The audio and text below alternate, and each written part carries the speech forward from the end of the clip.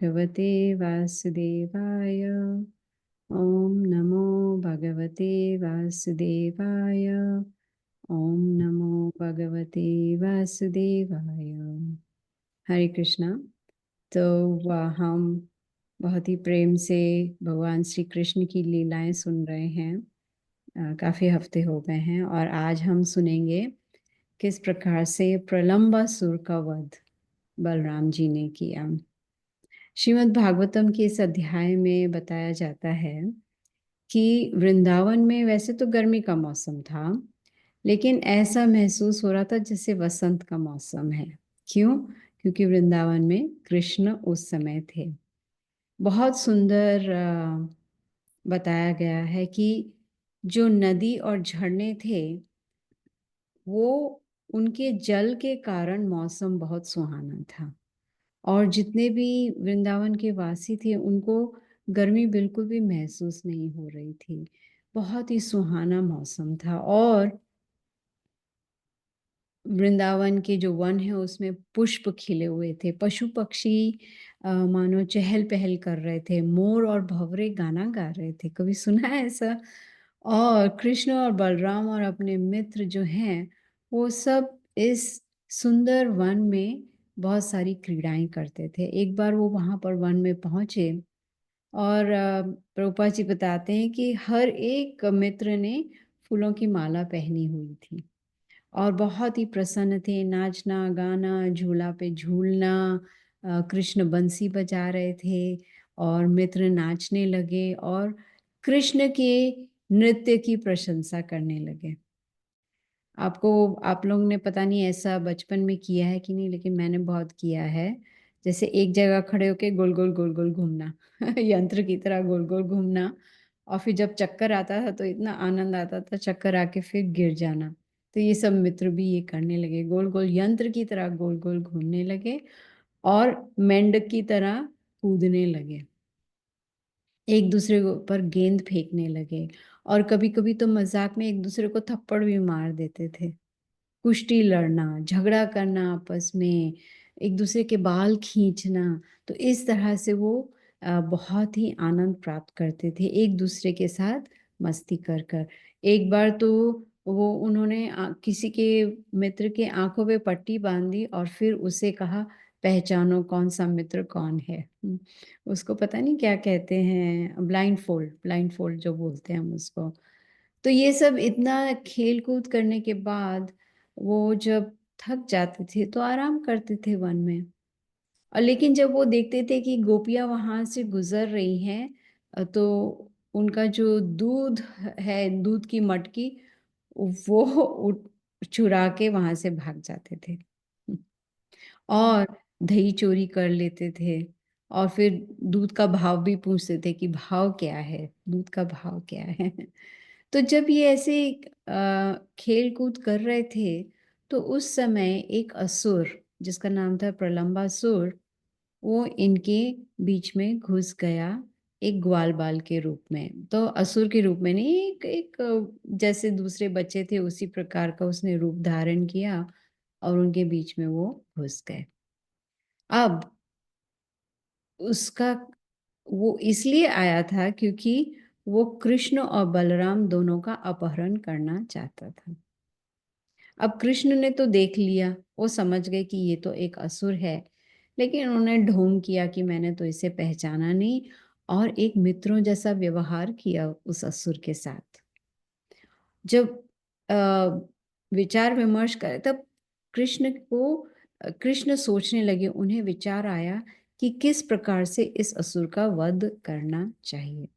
तो उन्होंने सब मित्रों को एकत्रित किया। एकत्रित करने के बाद उन्होंने कहा कि चलो हम एक खेल खेलते हैं। और ये जो खेल का उद्देश्य था, प्रलंबासुर का वध। तो कृष्ण ने दो समूह बनाए, एक एक में कृष्ण उस समूह के नेता बने और दूसरे समूह के बलराम जी नेता बने।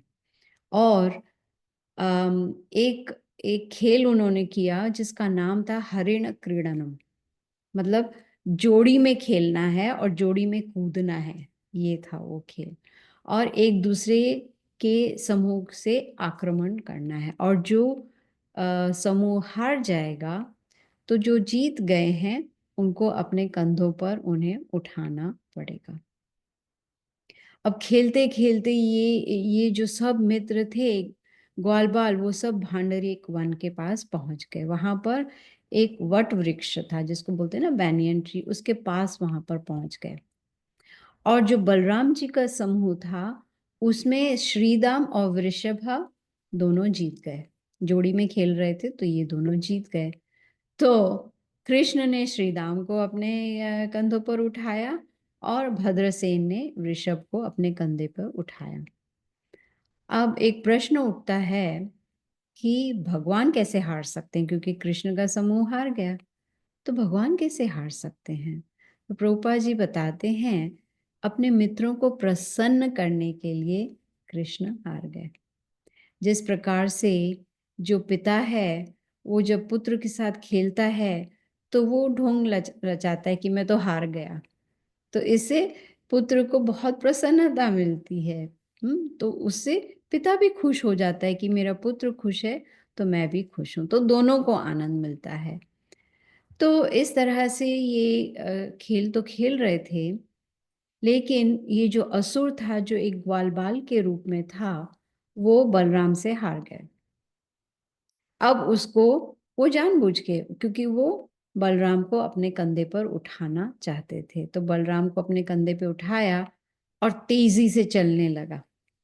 वो कृष्ण की नजरों से दूर ले जाना चाहता था बलराम जी को, क्योंकि वो समझ गया था कि कृष्ण को मारना मुश्किल है, लेकिन ये जो छोटा दूसरा बच्चा है उसको मैं आराम से मार सकता हूँ।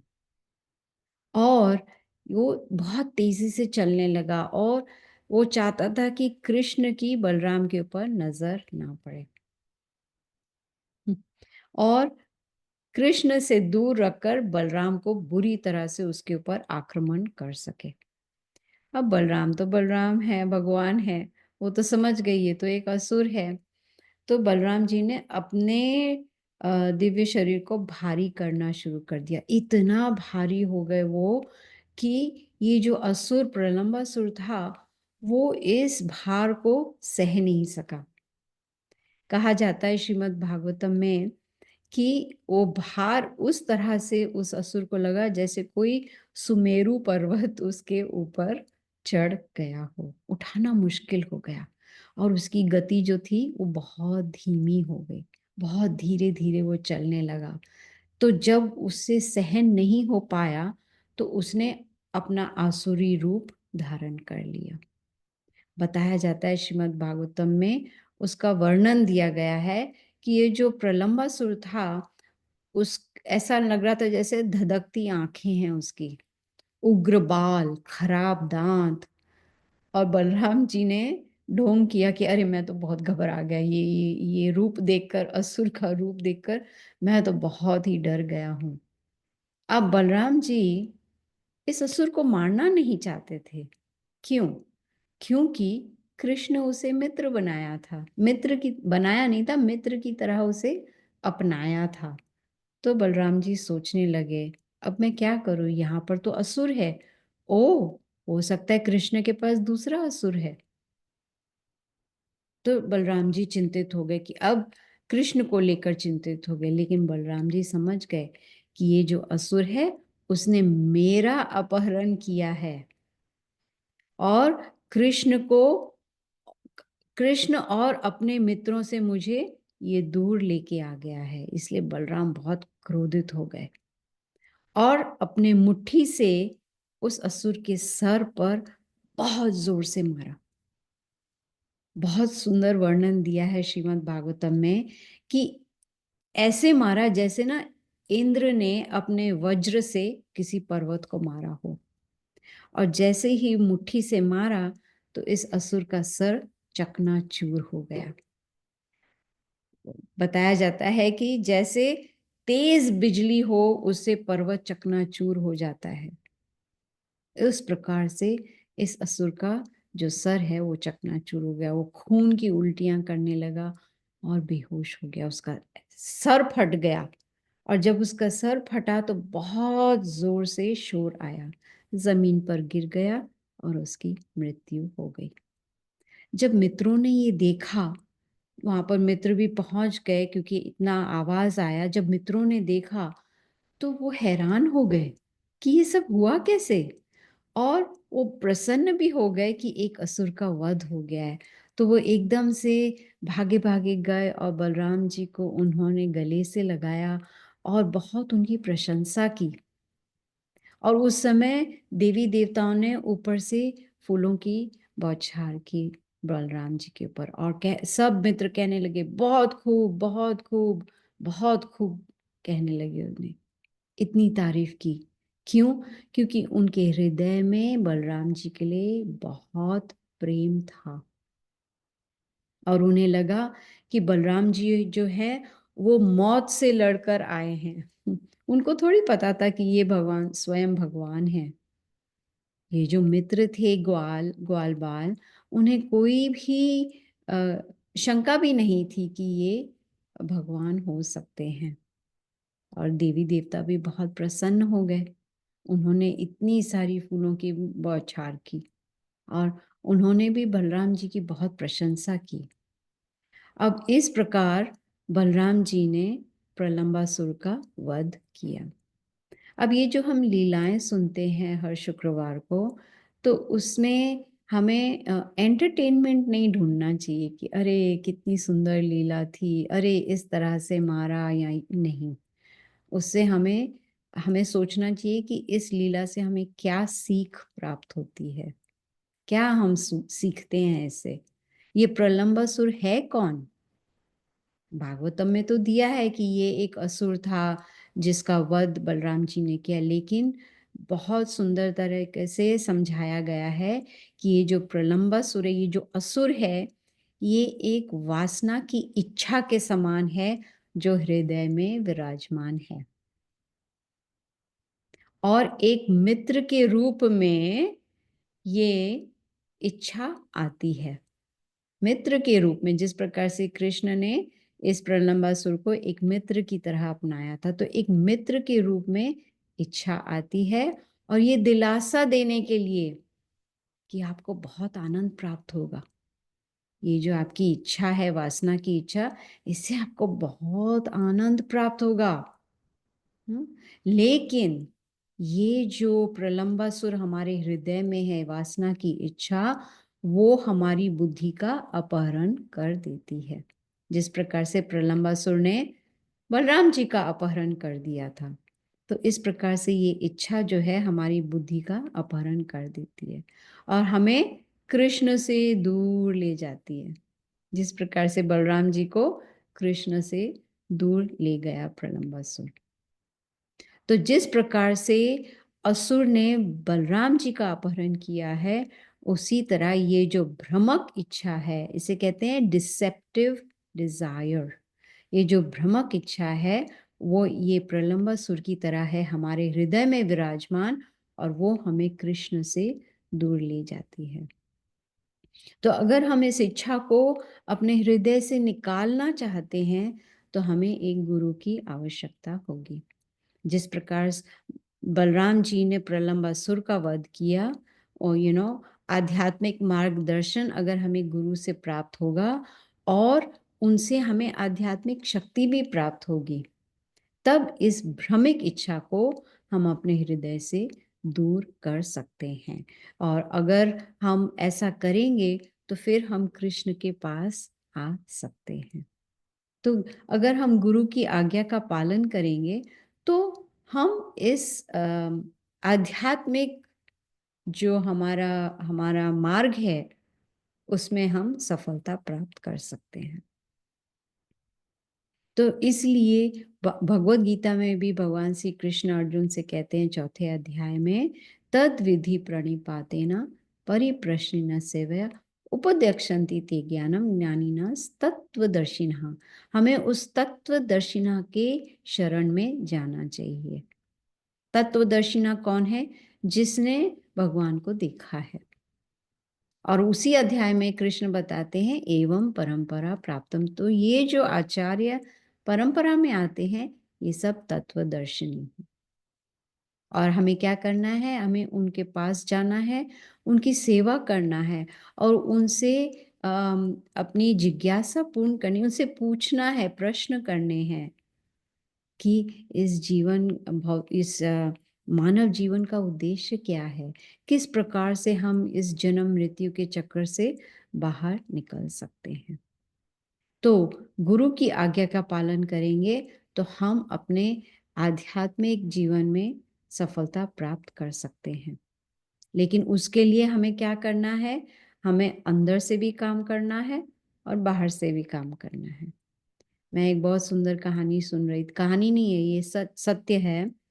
जब स्टीव जॉब्स, हम सब जानते हैं कौन है स्टीव जॉब्स, है ना, एप्पल के फाउंडर। जब वो 7 साल के थे, ओनली 7 years, 7 साल के थे, तो उनके जो पिताजी हैं उन्होंने स्टीव से कहा कि आप मेरी थोड़ी मदद कर दो, ये हमारे घर के अराउंड जो फेंस है, फेंस को पता नहीं हिंदी में क्या बोलते हैं, जो फेंस है उसको तो मुझे पेंट करके दो। तो स्टीव ने कहा हाँ अवश्य। तो उन्होंने पेंट कर दिया और पिता के पास पहुंचे और कहा काम हो गया और आप आके देख सकते हो। तो जब पिताजी आए उनके और उन्होंने देखा कि बहुत सुंदर से, बहुत अच्छी तरह से उन्होंने पेंटिंग तो कर दी थी, लेकिन सिर्फ बाहर से, अंदर से नहीं की। तो पिता ने कहा अंदर से क्यों नहीं की? बोला कौन देखेगा, सब तो बाहर से ही देखेंगे ना, अंदर से कौन देखने वाला है? पिताजी ने क्या कहा, अंदर से हम देखेंगे। जब हम अंदर हैं तो हम देखेंगे ना कि अंदर से पेंटिंग नहीं हुई है। कितनी बड़ी बात है, बहुत ही बड़ी बात है कि हमें दोनों तरफ आंतरिक कार्य भी करना है और बाहरी, जो हमारा आंतरिक कार्य होगा उससे बाहरी प्रभाव पड़ेगा। अगर जो अंदर है वही बाहर है तब उसे भक्ति कहते हैं ना। ऐसा नहीं कि हम दूसरों को दिखाने के लिए तिलक लगा दिया, जपमाला हाथ में ले ली, हरे कृष्णा कर लिया तो ठीक है, लेकिन अंदर क्या, अंदर से हमने काम किया है कि नहीं? जो भी अनर्थ है हमारे हृदय के अंदर, क्या वो हमने बाहर निकाले हैं? जैसे काम, क्रोध, लोभ, मोह, अहंकार, ये सब। तो हमारा जो हृदय है वो भी शुद्ध होना चाहिए, तब हमारे जो बाहरी है, जो अंदर ही शुद्ध होगा तो बाहरी भी शुद्ध होगा। और श्रील प्रभुपाद ने तो हमें भक्ति की प्रक्रिया दे दी है कि नहीं? सारी प्रक्रिया हमें दी है कि किस तरह से हमें जाप करना है, कितना जाप करना है, कौन सा जाप करना है, 4 नियमों का पालन करना है, शास्त्रों का अध्ययन करना है, भक्तों का संग करना है। ये सब कुछ हमारे पास दिया है शास्त्रों के आधार पर। हमें क्या करना है? सिर्फ उसे अपने जीवन में उतारना है।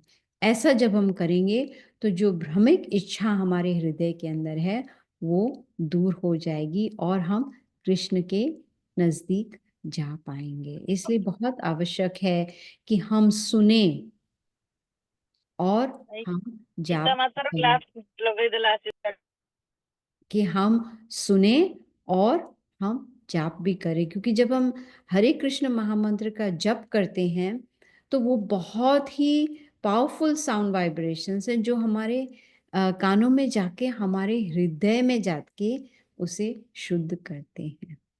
तो ये जो आज की लीला है प्रलंबासुर का वध, वो बहुत ही इम्पोर्टेंट लीला है जिससे हमें बहुत सीख प्राप्त होती है। ये कोई कोई खेल नहीं है कि हाँ आपस में मित्र खेल रहे थे, फिर बलराम जी को अपने कंधे पे उठा लिया, ले गए और उनका वध हो गया, नहीं। तो हमें इस लीला से सीखना चाहिए और अब उसे अपने जीवन में उतारना चाहिए। तो ये थी, इस प्रकार से बलराम जी ने प्रलंबासुर का वध किया। तो अभी मैं समाप्त करती हूँ, अगर किसी को कोई प्रश्न है तो वो पूछ सकते हैं। हरे कृष्णा।